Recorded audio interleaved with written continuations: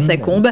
Bilan de ce grand nettoyage, 2 tonnes de déchets. Les 300 km de galeries du sud de Paris sont pourtant interdits au public, mais les visiteurs sont nombreux la nuit dans les entrailles de la capitale. Le reportage de Norbert Cohen.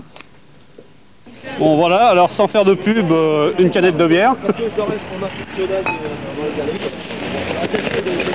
Barbelé qui date de la guerre 39-45. Nettoyer la planète en commençant par le sous-sol parisien, c'était l'objectif ce dimanche de cette centaine de bénévoles, tous spécialistes des cavités naturelles. Ils ont passé plus de 8 heures à 20 mètres de profondeur dans ces galeries pour ramener à dos d'homme 2 tonnes de déchets.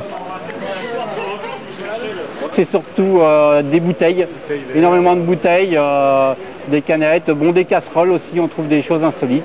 On a trouvé aussi un parasol.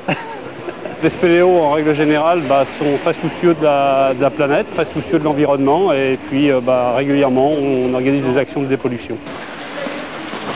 En quelques minutes, la benne de 15 mètres cubes installée devant la mairie du 6e arrondissement de Paris sera remplie.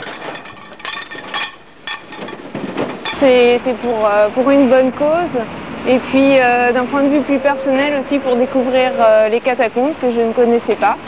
Et c'est vrai que c'est dommage qu'elles soient encombrées d'objets polluants. Donc bien voilà, j'ai fait une bonne action en me faisant plaisir. Pour ces spéléologues, l'occasion était exceptionnelle. Il est strictement interdit de circuler dans les catacombes. Et pourtant, tous ces déchets ont bien été laissés par de nombreuses personnes qui hantent régulièrement les entrailles de la capitale. Ils avaient ainsi